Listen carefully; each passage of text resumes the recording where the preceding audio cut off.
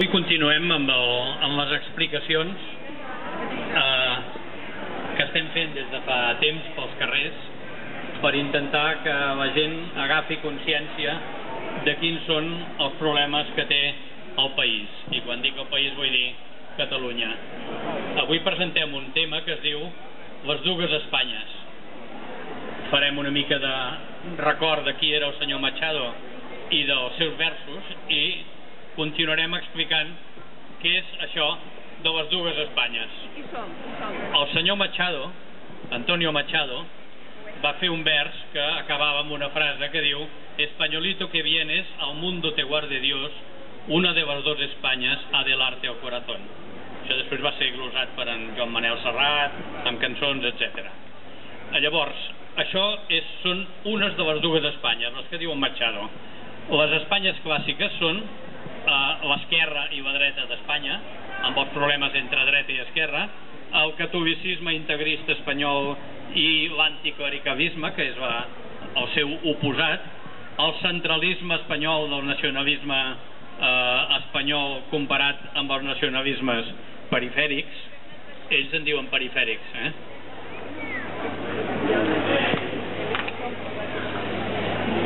I ara introduïm una nova variant. Hem parlat de la dicotomia entre dos tipus d'Espanyes i ara parlem d'una nova variant que és l'Espanya productiva respecte a l'Espanya no productiva, o també l'Espanya de l'Est comparat amb la resta d'Espanya. O sigui, estem parlant de l'Espanya de l'Est, que és Catalunya, el País Valencià, Múrcia, etc., i la resta d'Espanya, que no és l'Espanya de l'Est.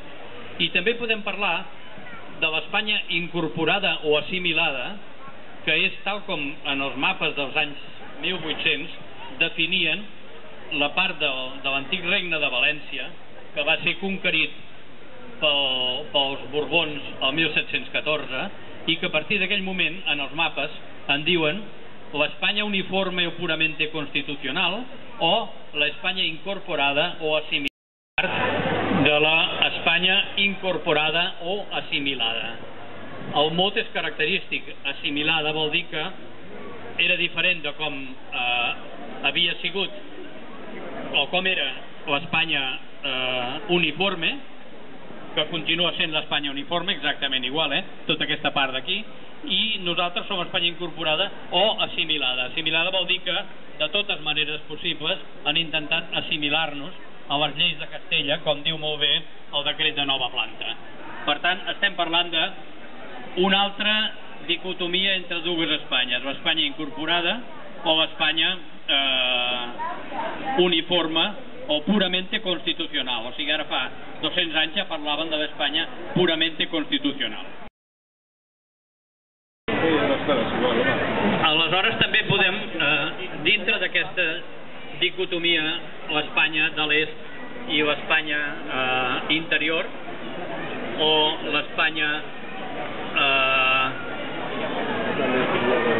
senzillament així, l'Espanya verda, ara direm que hi ha també l'Espanya dels funcionaris i l'Espanya dels pencaires. Què vol dir això? Doncs que l'Espanya dels funcionaris, si mirem un mapa d'Espanya, veiem que tota aquesta zona verda, pràcticament, són zones on el nombre de funcionaris és a Extremadura del 28 i pico %, a Castella i la Manxa del 19 i pico %, a Castella i Lleó del 20%, a Andalusia del 18%, o sigui, és una Espanya de funcionaris. I en canvi, l'Espanya dels pencaires és tota aquesta part d'aquí que tenen un índex de funcionaris molt més baix, un 9%, etc., a Catalunya, comparat amb aquest 28% d'Extremadura. I esclar, si hi ha funcionaris no hi ha gent que treballa, o sigui que després passa el que passa. També ens ho podem mirar. Però com es pot dir? A veure, perdó, ara estic acabant. Quan acabi podem parlar. Quan yo acabe podem parlar, amb molt de gust. Como gente como tú es lo que realmente pasa. Eres un payaso y todos vosotros también. Con gente como vosotros es lo que pasa. Pero Castilla es enfrentar a la gente. Está enfrentando a la gente. Payasos. Està donant una opinió i no faltis al respecte. Imbècil. Em vas al teu poble, desgraciat. Si no vols escoltar que ningú t'obliga. T'has cregut aquí. Una altra manera d'explicar-ho és dient l'Espanya deserta i l'Espanya que és horta i verger. Mentida la vostra opinió, les opinions es tenen que respectar. Que hi ha menys gent que treballa i que, per tant, com que hi ha menys gent que treballa, no arriben a final de mes, per dir-ho així, i des de Catalunya i dels altres llocs s'ha de subministrar diners en aquesta Espanya. I aquí, si ens ho podem mirar d'una altra manera, parlem de l'Espanya deserta o l'Espanya que és horta i verger, perquè resulta que tot això és una Espanya que té un índex d'habitants per quilòmetre quadrat molt baix. Com més vermell o més negre hi ha un índex d'habitants per quilòmetre quadrat més alt i com més groc i més blanc és un índex d'habitants per quilòmetre quadrat més baix. Per exemple, aquests que estan de color groc tenen menys de 30 habitants per quilòmetre quadrat. Vol dir que realment a aquesta Espanya hi ha molt poca gent, hi ha molta superfície i molt poca gent, i en canvi aquí hi ha grans concentracions d'habitants i per tant la concentració d'habitants ajuda a crear riquesa i la no concentració d'habitants o la buidor no ajuda a crear riquesa. Si ens mirem un mapa de satèl·lit veiem que en els llocs on hi ha concentració humana hi ha llums a la nit i per tant el satèl·lit els veu. A tota Europa, a molts llocs d'Europa hi ha grans concentracions de llum, aquí a tota la costa mediterrània també, a Madrid també, però Madrid està voltat d'un desert. Però Madrid és un lloc on sí que s'hi crea riquesa. Després en parlarem, però sí que s'hi crea riquesa. Però tota aquesta part d'aquí és un lloc molt desert i per tant difícilment es pot crear riquesa, que és el que necessiten els països en aquest moment, crear riquesa.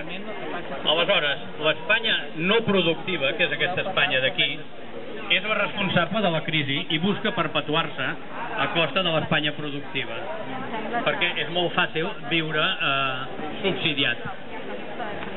Aquesta Espanya viu subsidiada i aquesta paga el subsidi. L'Espanya no productiva és l'interlocutor amb Europa quan governi el PSOE i quan governi el PP. O sigui, l'Espanya d'aquí, l'Espanya central, no, Portugal és de per aquí. L'Espanya